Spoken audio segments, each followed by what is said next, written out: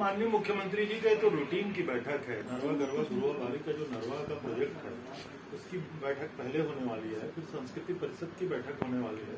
आदरणीय मुख्यमंत्री जी विभिन्न विभागों की लगातार समीक्षा करते हैं, उसी के तहत आज का बैठक का आयोजन है। भारतीय जनता पार्टी के माननीय नेता प्रतिपक्ष और विधायकों का हम बहुत सम्मान करते हैं।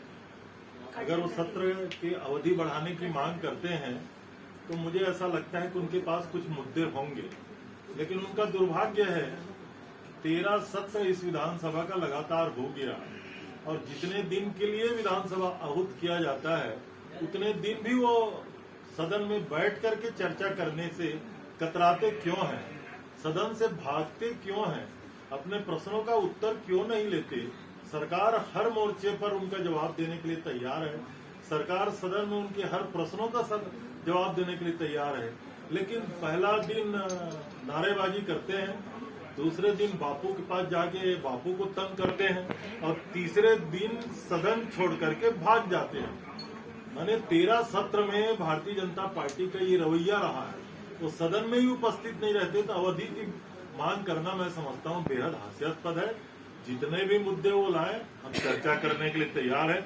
हमारी विधानसभा की परंपरा रही है, अधिक मुद्दे होते हैं तो हम देर रात तक 2-2 बजे रात तक बैठ करके विधानसभा चलाए हुए हैं। वो मुद्दे तो लाए और सदन में बैठकर चर्चा करें, हम उनका स्वागत और सम्मान करेंगे, लेकिन वो भागेंगे और सदन चले बोलेगा तो कैसे चलेगा। योजनाएं जो है केंद्र सरकार की लगातार असफल हो रही है। किसानों के लिए उन्होंने 3 कानून लाए, किसानों से आपने चर्चा ही नहीं किया था और देश के किसान उसके विरोध में थे, आपको वापस लेना पड़ा। नौजवानों के लिए आपने अग्निवीर ला दिया, अब अग्निवीर में भी किसी नौजवानों से तो चर्चा कर लेते, लेकिन देश के बड़े बड़े जो सैन्य अकादमी में जो विशेषज्ञ हैं उनसे चर्चा कर लेते। आज ही हमने अखबारों में पढ़ा कि जो पूर्व जो कारगिल के जिसको हीरो कहा जाता है उसने विरोध किया। इस तरीके से सेना में 4 साल की भर्ती नहीं होनी चाहिए और पूरे देश में भारतीय जनता पार्टी के खिलाफ, केंद्र सरकार के खिलाफ नौजवान सड़क में उतर आए हैं। छत्तीसगढ़ में भी 27 तारीख को कांग्रेस पार्टी के द्वारा उसके विरुद्ध में सत्याग्रह किया जाएगा। माननीय मुख्यमंत्री जी ने पत्र लिखा है। दुर्भाग्य है इस देश का कि पहले कोयले का संकट हुआ, कोयले के संकट के कारण बिजली का उत्पादन प्रभावित हुआ, रेलगाड़ियां प्रभावित हुई, हजारों रेलगाड़ियां ठप कर दी गई हैं, निरस्त कर दी गई हैं। विद्युत का उत्पादन और लॉजिस्टिक सिस्टम अगर खत्म होगा तो आर्थिक अर्थव्यवस्था चरमरा जाएगी। अब डीजल की कमी होने लगी। लंका में क्या हुआ, पहले इसी तरीके से हुआ है, डीजल की संकट हुई, कोयला का संकट हुआ, ऊर्जा का संकट हुआ, चरमरा गया वहां की आर्थिक व्यवस्था। किसान का ठीक सोइंग का टाइम है, इस समय अगर डीजल की कमी होगी तो न केवल छत्तीसगढ़, हिंदुस्तान के किसानों को और आर्थिक क्षेत्र में जितने भी लोग काम करते हैं उनको नुकसान होगा। आदरणीय मुख्यमंत्री जी ने इसके लिए लगातार केंद्र सरकार के ऊपर दबाव बनाया हुआ है। मुझे लगता है कि उन्होंने बहुत देर कर दी और छत्तीसगढ़ के विधायकों और सांसद का वजूद भारतीय जनता पार्टी में बहुत कम है। हम तो 71 गए थे दिल्ली और हमारे से अधिकांश लोग दिल्ली में राष्ट्रपति चुनाव के लिए प्रस्तावक बने हुए हैं।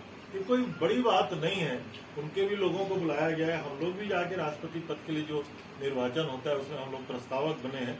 तो मैं समझता हूँ अब तो चुनाव घोषित ही हो गया, 18 तारीख को चुनाव है, चुनाव में ही पता लगेगा। वो तो आपके सामने था, जिस तरीके से बदले की भावना से कार्यवाही की जा रही थी, राहुल जी के खिलाफ जिस तरीके से बातें हो, मैं तो सार्वजनिक तौर पे मैंने कहा अगर एसोसिएट जनरल की स्थापना नेहरू जी ने की थी, कांग्रेस ने की थी, अगर यंग इंडिया की स्थापना कांग्रेस ने की और नेहरू जी ने की, दोनों संस्था कांग्रेस की, यंग इंडिया और एसोसिएट जनरल की प्रॉपर्टी के लेन देन में ईडी कहाँ से आ गया भाई। जबरन परेशान करने का जो तरीका है उसके खिलाफ सारा हिंदुस्तान के कांग्रेसी दिल्ली में सत्याग्रह करने गए थे। मुझे लगता है हिंदुस्तान के सर्वोच्च पद पर इस भाषा का जिनके द्वारा भी उपयोग किया जा रहा है वो उस पद की गरिमा को समाप्त करने का और जिस वर्ग की बात कह रहे हैं उस वर्ग के सम्मान को भी कमजोर करने की साजिश है। सत्र आने के बाद भी केवल सत्र का सवाल नहीं है, देश में जिस तरीके से बिजली का डीजल का और कोयले का संकट पैदा कर दिया गया है। हजारों यात्री ट्रेनें अभी निरस्त कर दी गई हैं, रद्द कर दी गई हैं। लोगों को कितनी परेशानी हो रही है इसका अंदाजा भारतीय जनता पार्टी या केंद्र सरकार को नहीं है। ये उसी तरीके से होने जा रहा है। जब कोरोना काल में सारी ट्रेनें बंद थी तो लोग पैदल अपने घरों को कूच किए थे और कितने हजारों हजार मजदूरों को, श्रमिकों को सड़कों में मौत गले लगाया। तो मेरा कहना है देश का दुर्भाग्य है कि केंद्र सरकार समय रहते इन सारी चीजों को कुछ ठीक नहीं कर पा रही है। केवल अधिकारी कर्मचारियों का नहीं है, छत्तीसगढ़ में इंफ्रास्ट्रक्चर डेवलपमेंट के लिए जो कुछ भी संभावनाएं हैं हम सब कुछ कर रहे हैं। आदरणीय मुख्यमंत्री जी सोचते हैं कि लगभग 8,000 करोड़ रुपया खर्च करके नई राजधानी को तत्कालीन सरकार ने लगभग बसाने में कोई रुचि नहीं लिया था। उसके बाद माननीय मुख्यमंत्री जी ने जो लगातार फैसले कर रहे हैं, नई राजधानी में मुख्यमंत्री का बंगला, मंत्रियों का बंगला, अधिकारियों का बंगला, इस तरीके से जितना भी इंफ्रास्ट्रक्चर छत्तीसगढ़ की जरूरत है उस दिशा में ये सरकार आदरणीय मुख्यमंत्री जी के नेतृत्व में काम कर रही है। हमने तो पहले भी कहा हमारे छत्तीसगढ़ में भारतीय जनता पार्टी के बहुत ही आदरणीय 10 सांसद हैं।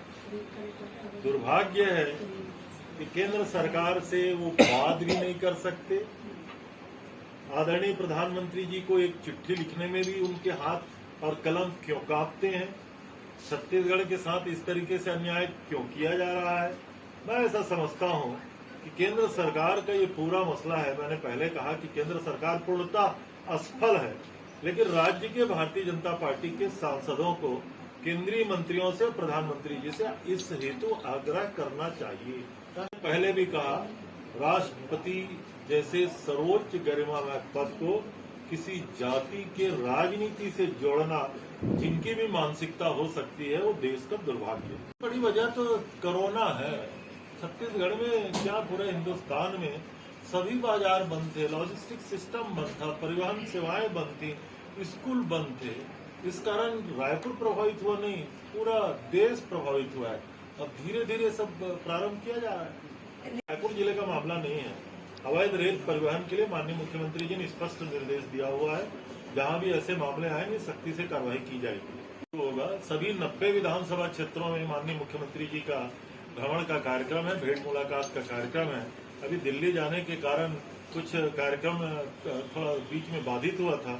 फिर से मैं ऐसा समझता हूं कि 1-2 दिन की बैठक के बाद माननीय मुख्यमंत्री जी के सारे कार्यक्रम फिर से प्रारंभ हो जाएंगे। बात यह है कि रिजर्वेशन की जब भी बात होती है तो हेड काउंट होना सुप्रीम कोर्ट के निर्देश में सबसे आवश्यक बातें हैं। उसी के तहत ये सारी चीजें हो रही थी।